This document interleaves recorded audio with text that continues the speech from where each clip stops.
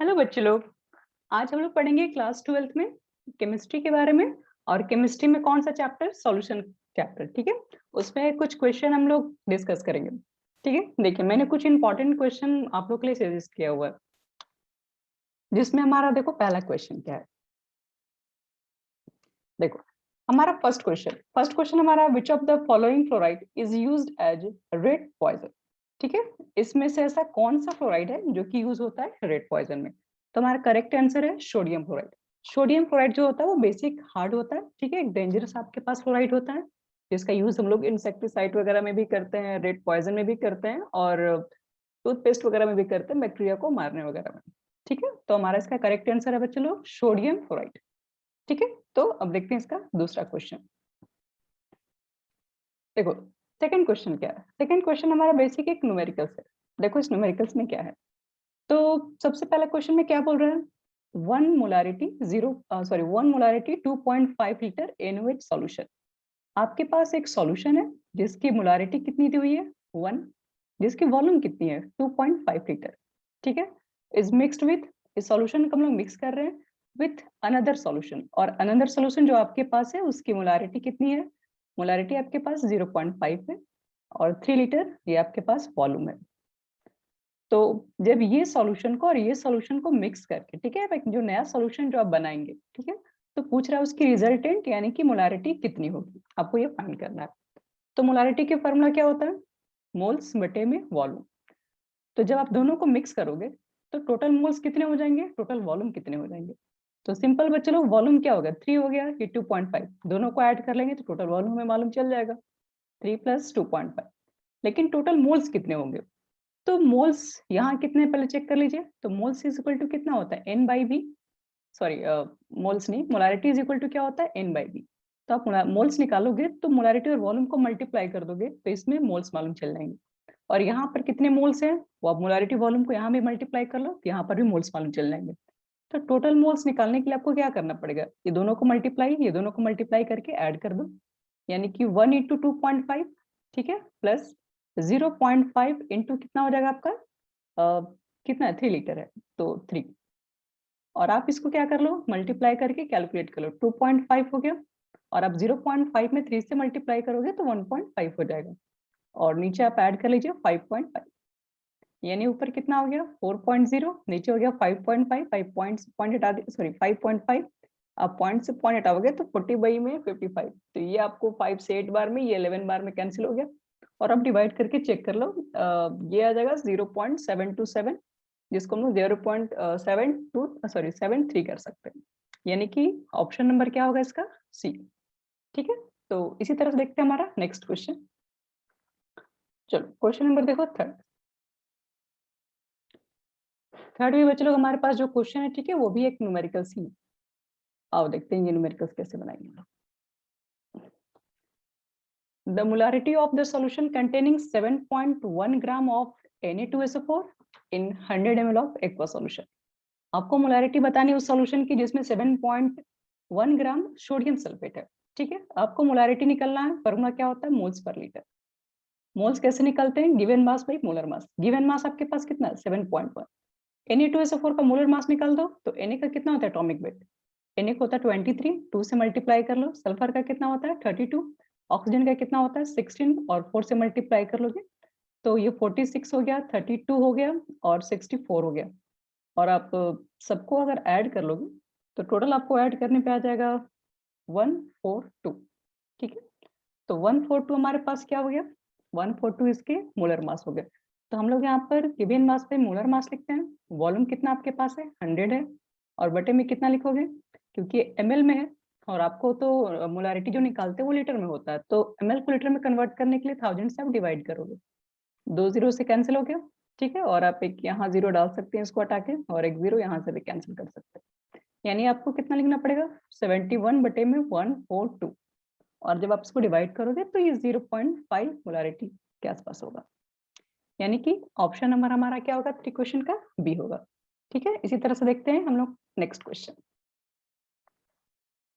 देखो question number 4, question number 4 में बोल रहा है 4.0 ग्राम क्या हमारे पास है NaOH। ठीक है, और is dissolve in 100 ml solution. आपके पास 4 ग्राम NaOH है जिसको डिसॉल्व किया गया 100 ml सॉल्यूशन में, नॉर्मिलिटी पूछ रहा है। तो नॉर्मिलिटी इज इक्वल टू क्या होता है?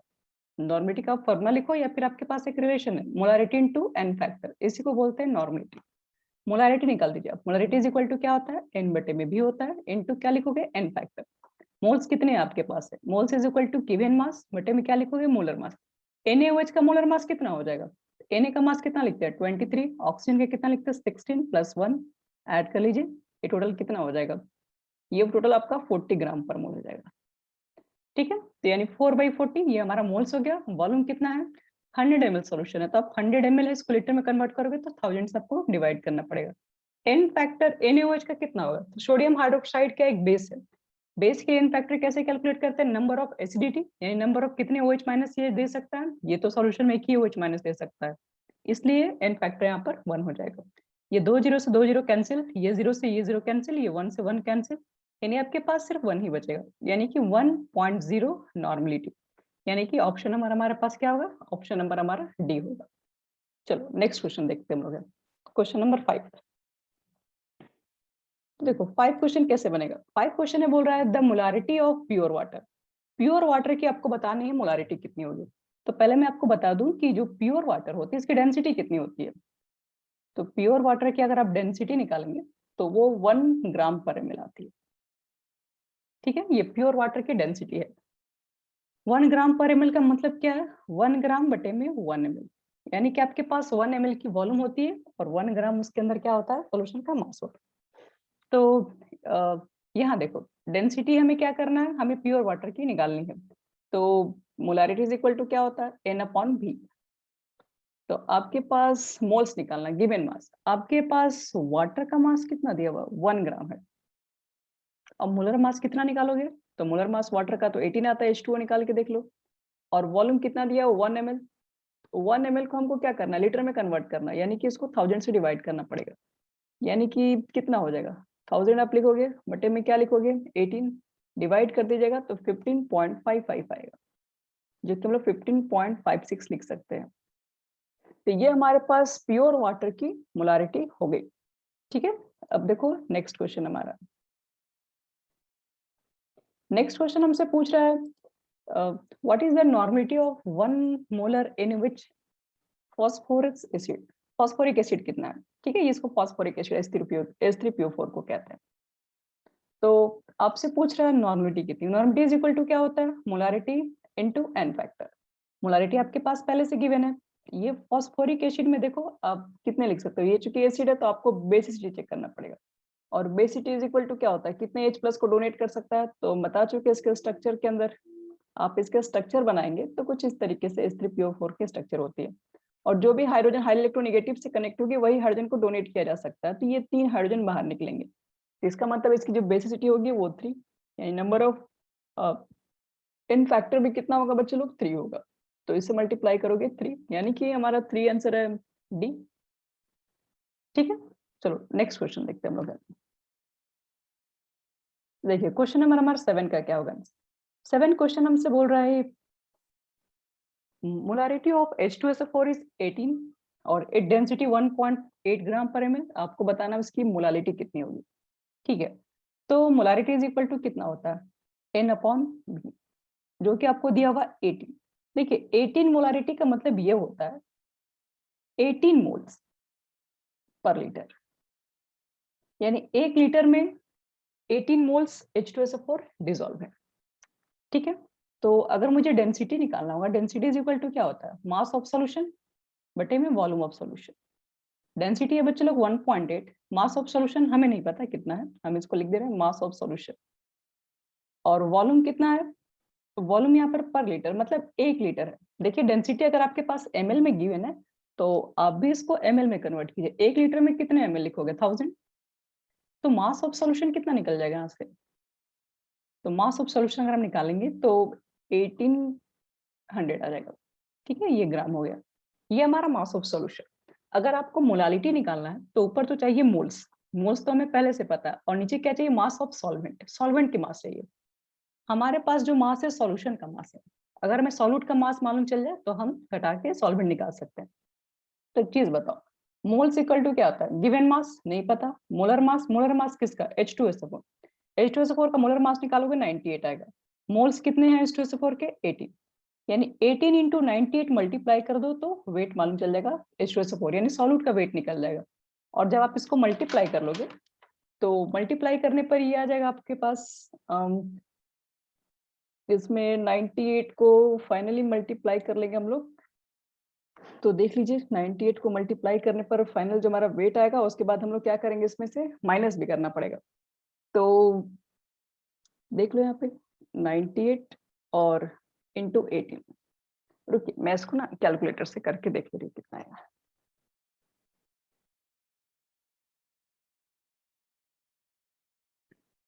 हमारा 98 ठीक है, मल्टीप्लाई करना है 18, ये हमारा हो जाएगा 1764 आ रहा है, ठीक है। तो यानी हमारा ये वेट ऑफ सॉल्यूट हो गया।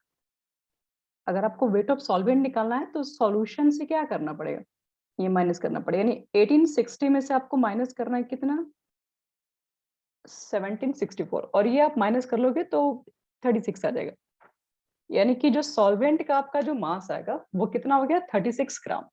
तो आपको क्या निकालना, आपको निकालना है मोलालिटी।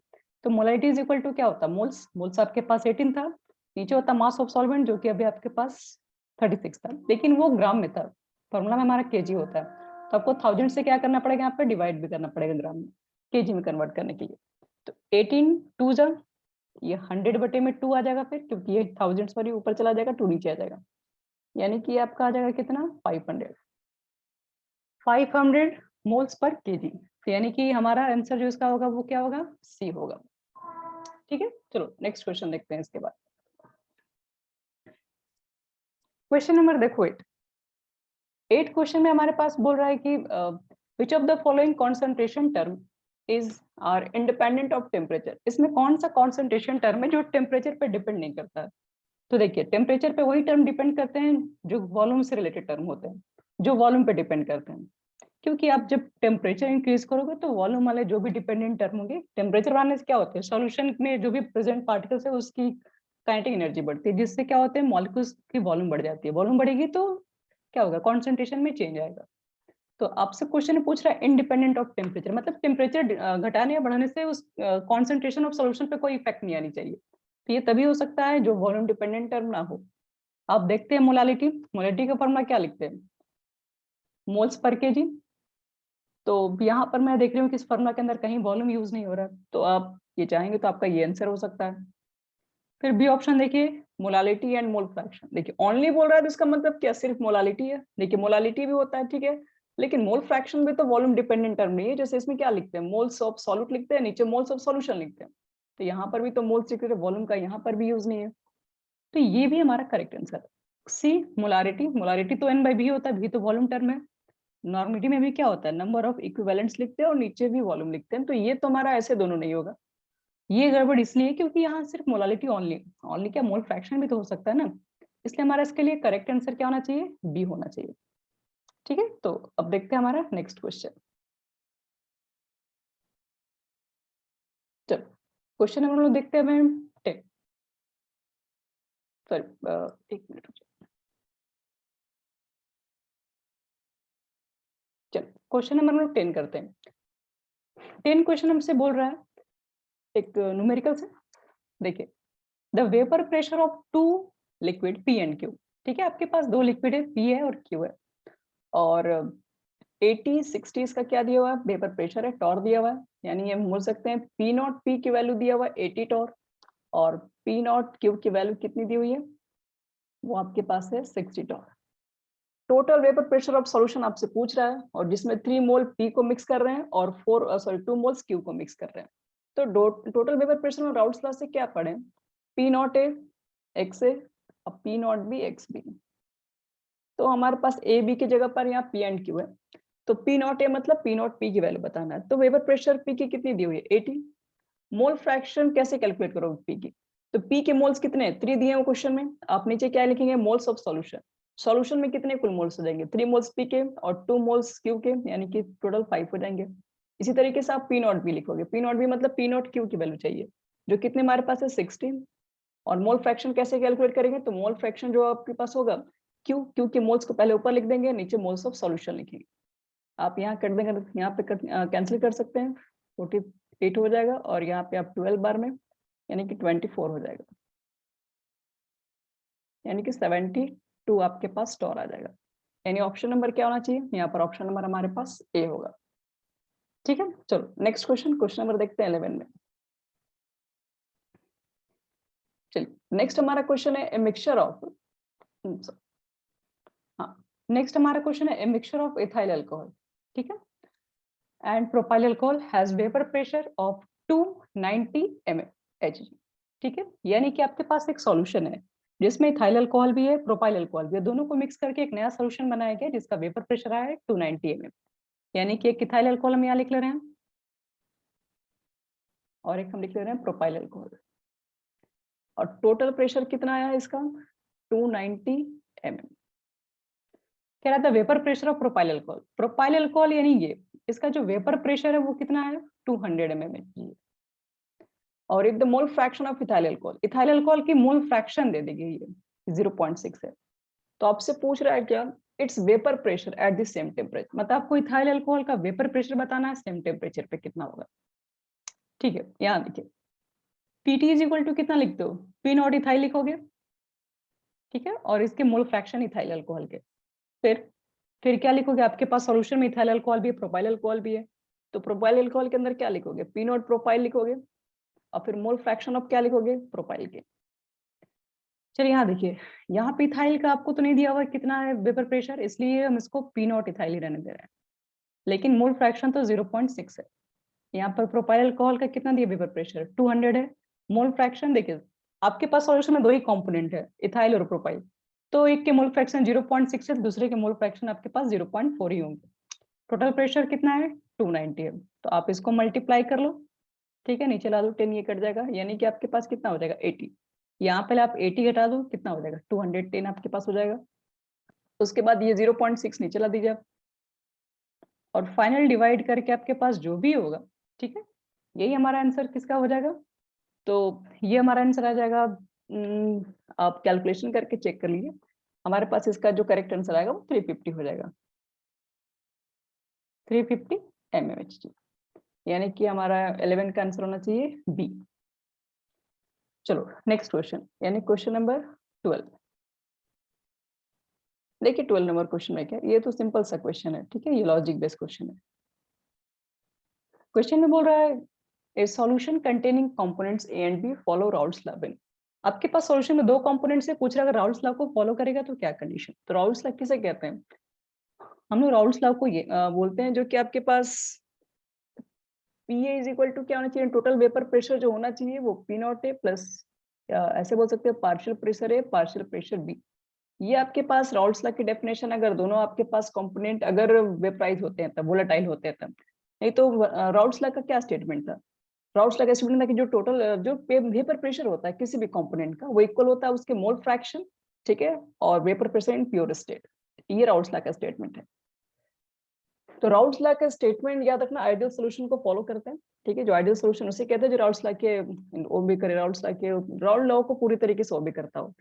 तो राउल्ट्स लॉ तभी बनते हैं लोग सेटिस्फाइड होता है जब हम लोग ए के, मान लो कि आपके पास एक सॉल्यूट है जिसमें ए टाइप के अट्रैक्शन है, एक सॉल्वेंट है जिसमें बीबी टाइप के इंट्रैक्शन है, और एक नया सॉल्यूशन जब ए बी मिक्स करके बनाओगे, ये तभी ideal solution in Raoult's law को फॉलो करेगा। जो इंट्रैक्शन ए के बीच में हो, जो इंट्रैक्शन बी बी के बीच में हो, सेम इंट्रैक्शन अगर ए बी के बीच में बनता हो, तभी हम बोल सकते हैं कि वो सॉल्यूशन एक आइडियल यानी कि राउल्ट्स को फॉलो करेगा। यानी कि हमारा देखिए ऑप्शन नंबर है A B attraction force is greater than A B B, तो अट्रैक्शन फोर्स ग्रेटर होगा तो राउल्ट्स लॉ नहीं हो सकता है। बी ऑप्शन में अट्रैक्शन फोर्स लेस देन, ये भी नहीं हो सकता। सी ऑप्शन में है ये भी अट्रैक्शन फोर्स रिमेन्स सेम, अगर सेम होगा तभी जाके आप बोल सकते हैं कि वो राउल्ट्स लॉ को ओबे करेगा। तो हमारा ऑप्शन नंबर यहाँ पर होना चाहिए, करेक्ट ऑप्शन हमारा सी है, ठीक है। चलो नेक्स्ट क्वेश्चन देखते हैं इसके बाद। क्वेश्चन नंबर देखिए 13 क्वेश्चन में क्या कह रहा है? 13 क्वेश्चन हमारे पास है relation between partial pressure and mole fraction is stated. तो हम लोग जानते हैं कि इस चैप्टर के अंदर राउल्ट्स लॉ ने बताया था कि जो वेपर प्रेशर होता है of any component is equal to the mole fraction and vapour pressure in pure state. उन्होंने बताया था ये, अगर मुझे पार्शियल प्रेशर पी की एक निकालनी है तो तो ये हमारा स्टेटमेंट देखिए, partial pressure and mole fraction, इसमें रिलेशन जो दिए हुए हैं वो राउल्ट्स लगाएंगे। ठीक है, ये तो लॉजिक बेसिक क्वेश्चन है। चलो नेक्स्ट क्वेश्चन देखते हैं। देखिए हमारा जो नेक्स्ट क्वेश्चन है उसमें an ideal solution is formed when it's component. Ideal solution कब बनता है? तो आइडियल सॉल्यूशन मैंने बताया कि जहां पर ए एंड बी की जो इंट्रैक्शन है वो सेम ए बी के बीच में होनी चाहिए। अगर इंट्रैक्शन सेम है तो यहाँ पर दो सॉल्यूशन को आपस में मिक्स करके जो नया सॉल्यूशन बनाओगे तो जो वॉल्यूम पहले रहती है बाद में वही वॉल्यूम रहती है, यानी वॉल्यूम इंटरचेंजिंग यहाँ पे जीरो होती है। यानी कि फर्स्ट आपके पास ऑप्शन है आइडियल सॉल्यूशन कब फॉर्म होंगे, तो when no volume change on mixing, मतलब आइडियल सॉल्यूशन जब बनते हैं तो वॉल्यूम जो वॉल्यूम चेंज होती है वो कोई वॉल्यूम चेंज नहीं होती, no volume change on mixing. तो ये तो सही स्टेटमेंट है, क्योंकि अगर आइडियल सॉल्यूशन होगा तो पर वॉल्यूम चेंज जीरो होता है। Have no enthalpy change on mixing, देखिए इंट्रैक्शन तो क्या पहले जितना था वो सेम ही इंट्रैक्शन सॉल्यूशन बनने के बाद भी है, इसका मतलब जो पहले इंथैल्पी लगी होगी बाद में भी सेम ही लगी होगी, इसलिए यहाँ पर कोई भी नया इंथैल्पी चेंज नहीं होगा। यानी हमारा सी आंसर करेक्ट है, both A and B are correct option. ठीक है, और बाकी हमारे पास डी ऑप्शन करेक्ट नहीं है। चलो नेक्स्ट क्वेश्चन में देखते हैं। नेक्स्ट क्वेश्चन है और हमारे पास लास्ट क्वेश्चन है ये। ओके चलो, इस क्वेश्चन में कह रहा है all form ideal solution except, इसमें से एक आइडियल फॉर्म नहीं कर रहा, वो कौन है? तो आइडियल सॉल्यूशन को फॉर्म करने के लिए क्या चाहिए? ए के जो बीच का इंटरेक्शन है बी के जो बीच का इंटरेक्शन है सेम इंटरेक्शन ए बी के बीच का होना चाहिए।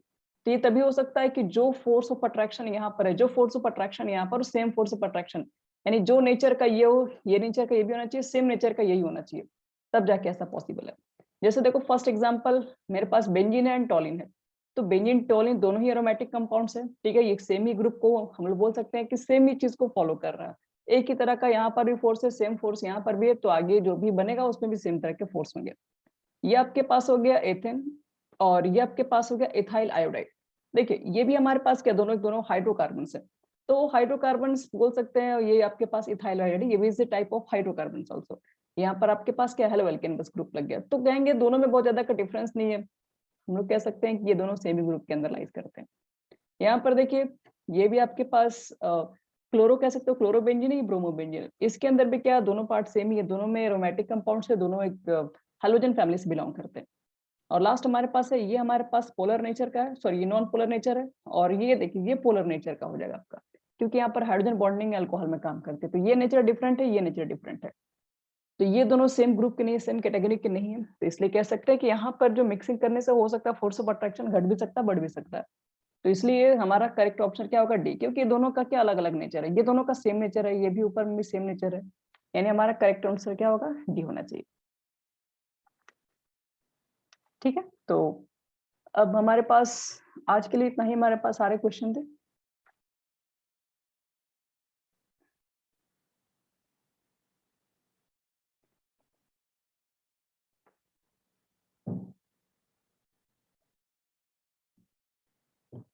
चलिए, थैंक यू फॉर वॉचिंग।